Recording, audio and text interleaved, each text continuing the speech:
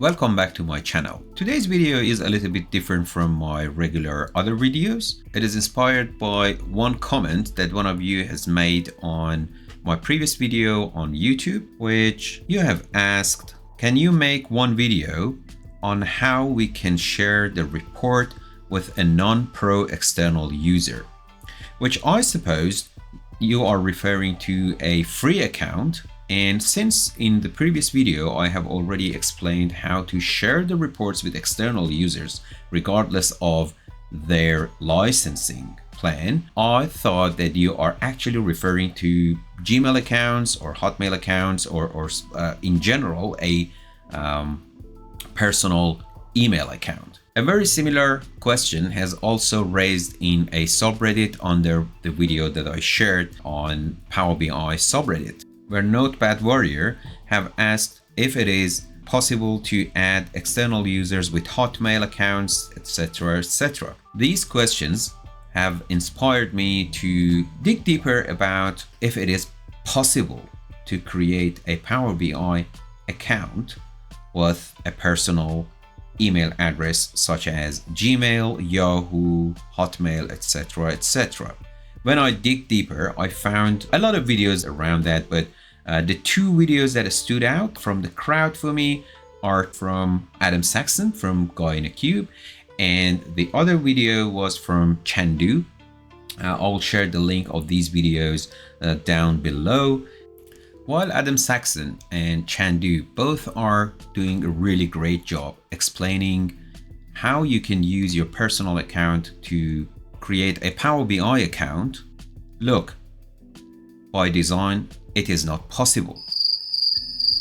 So this video is to reduce a little bit of confusion around the concept of creating a Power BI account or use Power BI with your Gmail, Yahoo account or Hotmail account, or in general a personal email account. That is not possible. And in today's video, I'm going to explain the concepts behind this and why it is not possible and why it is not actually a limitation. It is how Power BI works in conjunction with Azure Entra ID. Hi, my name is Sohail Bakhshi, a Microsoft Data Platform MVP, with a very warm welcome from biinsight.com. As I explained in the intro, in today's video, I'm going to explain why we cannot use our personal email account in Power BI. To understand why this is designed this way, we need to have a better understanding of some other concepts which are not necessarily required to be a Power BI expert. The concepts such as tenant, Entra ID, domain names, etc., etc. In today's video, I'm going to explain all of these concepts in a layman's terms, because again, as a Power BI expert, we do not need to have deep understanding of these concepts, but we need to have a thin layer of understanding of these concepts. So with that, and without any further ado, let's begin. To begin with, let's have a look at our goals for today's video. In today's video, we are going to create a test environment to learn Microsoft Fabric and Power BI. We also want the entire process to be free. We want to test and learn end-to-end scenarios, including administration using the Fabric admin portal, experiencing report sharing with external users, which requires some settings in Entra ID. Some parts of it are explained in my previous video. When we get to those parts, I will refer to the previous video. Other than that, I will explain the entire process. Next is creating Fabric and Power BI solutions. Just keep in mind that this method can be used for actual production environments, but for more advanced scenarios, such as creating workspaces and sharing with other users, sharing reports with other users or with external users, we definitely will require Power BI Pro, PPU, or Fabric capacities. More on that later in this video, but for now, let's focus on the next steps. Let's quickly see why personal accounts do not work. A work account or student account is definitely required to create a Power BI account and use Power BI account. Why? We all know that Power BI is a part of Microsoft Fabric, even Power BI free. And Microsoft Fabric requires Entra ID, which is also known as Azure Active Directory. Microsoft Fabric needs identity and access control as well. So, what happens with personal email addresses? Personal email addresses such as Gmail, Yahoo, Outlook, etc.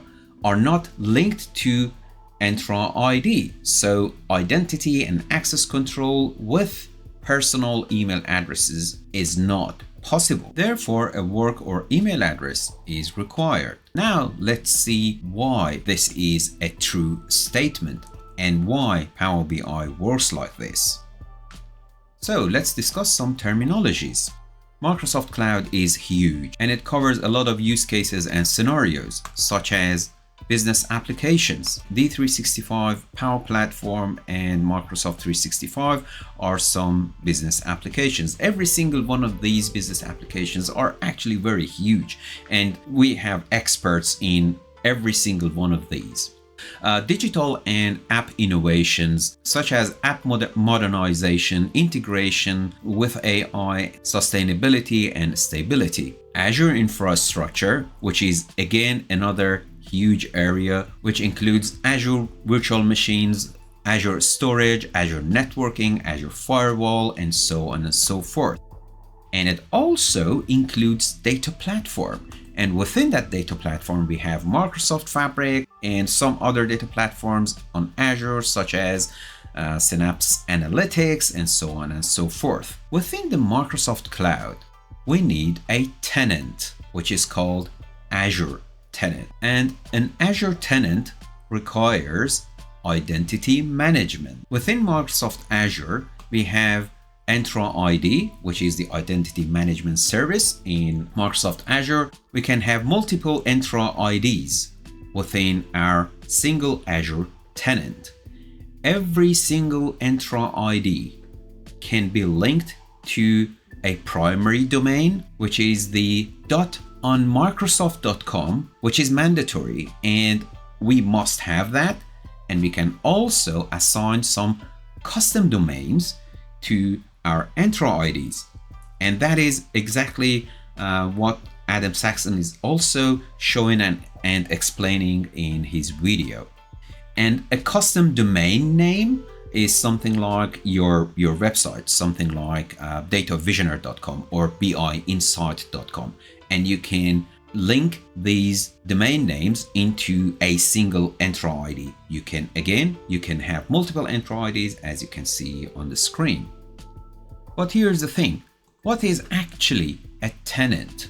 A tenant is a private space within Microsoft Cloud that takes care of all the identity management, security, networking, infrastructure, business applications, so on and so forth, as explained earlier. It confuses many people when they hear somebody refers to your Microsoft Fabric tenant, your Power BI tenant, your Power Platform tenant, your Entra ID or Active Directory tenant, and it is a little bit confusing. So let's have a look at that as well.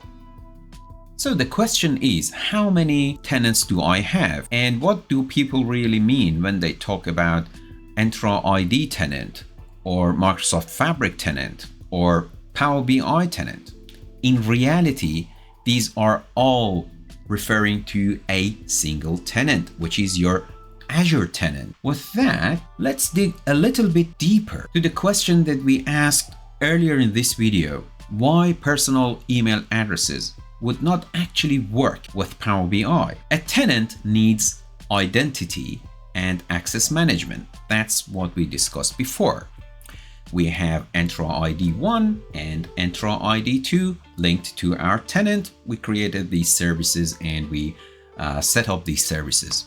We assign domain names to these tenants. So something like datavisioner.com to Entra ID 1 and biinsight.com into Entra ID 2. What happens here when the users are connecting to these environments? What would happen when the users want to log into Microsoft Fabric, for example, or Power BI? They need to be able to authenticate themselves and get some authorization and access rights to access a Microsoft Fabric or Power BI, which all of those, as we've learned, are linked to our domain name, which are linked to Entra ID. Some people can access while others cannot.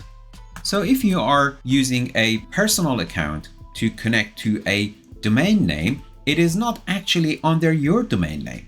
It is either a Google account on Gmail or Yahoo or a Microsoft account, which in no way is linked to your primary domain name. Remember, we said that primary domain name has its on Microsoft.com. So there is no way that these are connected. So for that specific reason, we cannot do the identity check for the users and giving them access rights. While we can still invite these users, external users, into our Entra ID account as guest users. This is what I explained in my previous video on how you can invite external users, which also includes Gmail accounts and Yahoo accounts, etc., etc. Now let's have a look at the scenario that we are going to follow for today's video. The scenario that I'm going to follow today is a continuation of the methods that Adam Saxon or Chandu are explaining. I myself has followed Chandu's workaround using a personal email account. He explained on the Gmail account, and he got to a point that he obtained an on Microsoft email account, which is, by the way, a work email address. It is in no way a personal email address. So let's do it.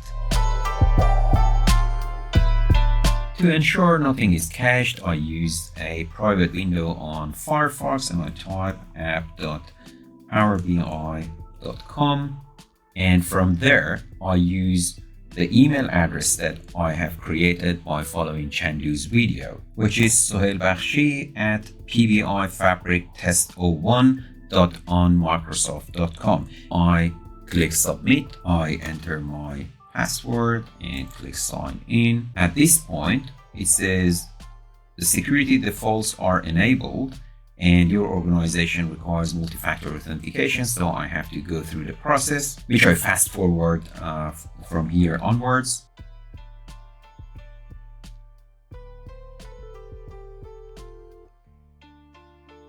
Sweet, now I can sign into my Power BI free account. To check my Power BI licensing plan, I click on the account manager on top right of the page, and as you can see, this is a free account. What has happened here is that Microsoft automatically created a tenant and also created an Entra ID, which is associated with that tenant that we can look at using portal.azure.com. So let's log into that. I can quickly go to Entra ID by typing in Entra ID. Microsoft Entra ID is already created for us, and this is the Entra ID account that we have created. I have put the name personal for this organization, and as you can see, I have only one user. Let's go ahead and see what that user is. So I click on manage and go click on users to see my users, and to understand the role of this user, I can click on the user, and then from assigned roles, I have one role assigned to this user. I can click on it, and as you can see, this user, this specific user, which is the first user that is added to my Entra ID, is actually a global administrator. To be able to fully leverage the test environment, we definitely need more than one single user, and most probably many of these users will not be global administrators. They are just a normal user. So for now, let's go ahead and create just one user. I click on the breadcrumb on the users and click a new user. And from here, I can create a new user or I can invite an external user. For now, let's stick to create a new user. I click on the new user. This is the primary domain name that is associated with this specific user for the Entra ID account. If we have more domain names assigned to this Entra ID account, we can select it from the drop down. So let's create this new user. I will name it Sohail Test 01. Display name will be Sohail Test. There is a auto-generated password that will be shown on the screen. I go ahead and click review plus create, and I copy this account to clipboard to be used later. I just open a notepad and I just paste it over here. Let's just record the password as well. I go back to my notepad and paste that password, and then I click create. So the new user is now created. So I click on the refresh button to see the new user. I also go ahead with the same method and create another user called Sohail Test 02 because I want to give Sohail Test 02 Fabric administration role within Azure Portal. Let's go ahead and do it. So I created a Sohail Test 02 and I just copy this again to my notepad. I can always come back and reset the password for this new user, and I click create. I click on the refresh button to ensure that this user is also created. Now I want to give Fabric admin role to Sohail Test 2. So I just click on this Sohail Test admin. Under assigned roles, there is 0 roles assigned. From the left pane in this blade, I can also click on the assigned roles. As you can see, there is no roles assigned to Sohail Test 02 yet. So I go ahead and click add assignments and search for Fabric. And there you go, Fabric administrator. I tick that box and click add. To confirm, I just hit the refresh button. There you go. We have Fabric administrator role is now assigned to Sohail Test 02. So far, we have our first Entra ID, which is automatically created in the process of getting a corporate account. If we want to create a second Entra ID within the same tenant, we can do it from Azure Portal. But here's the thing. To do that, we need an Azure subscription. But remember, one of the goals of this exercise was to keep everything free. So to get another Entra ID account, we can actually follow the same process, which I do not explain again because it is the same thing. One of our goals from the beginning was to experience different types of users in Microsoft Fabric and Power BI. Let's use Sohail Test 01 and see what this user can do and what he can see. I open a private window on Firefox. Let's type in app.powerbi.com, and then I use this username, Sohail Test 01, and I click submit. And I also enter the password, click sign in. Because this is the first time that this user is logging in, we need to change the password. So I use the current password and I enter a new password and click sign in. Again, because this is the first time that this user is signing in, he has to go through the multi-factor authentication setup. So I click next and fast forward the setup.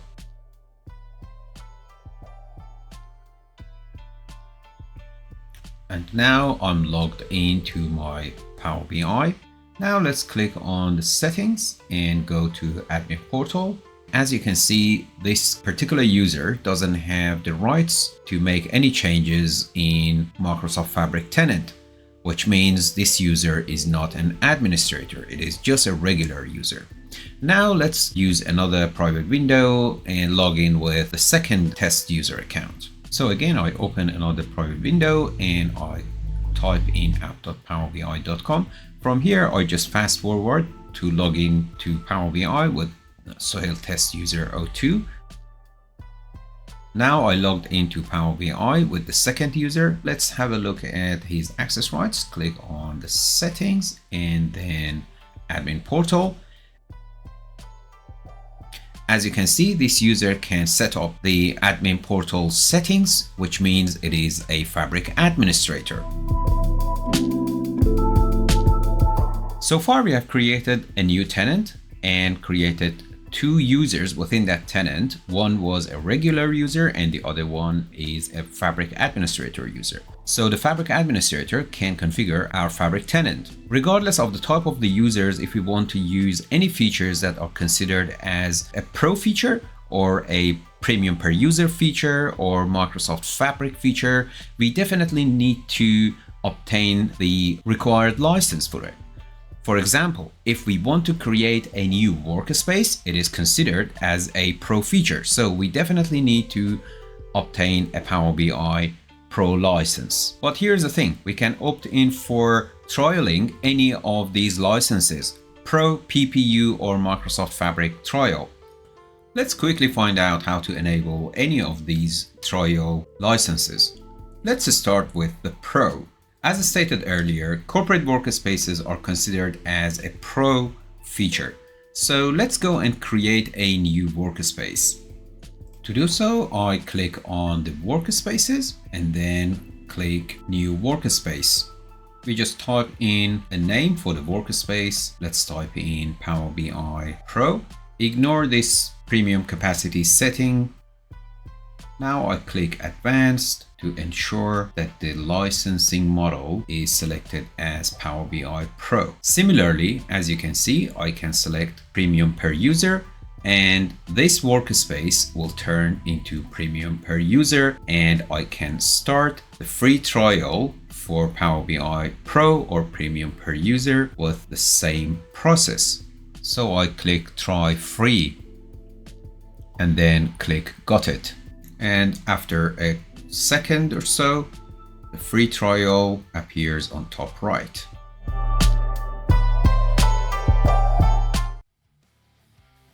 Phew, that was a lot to learn, right?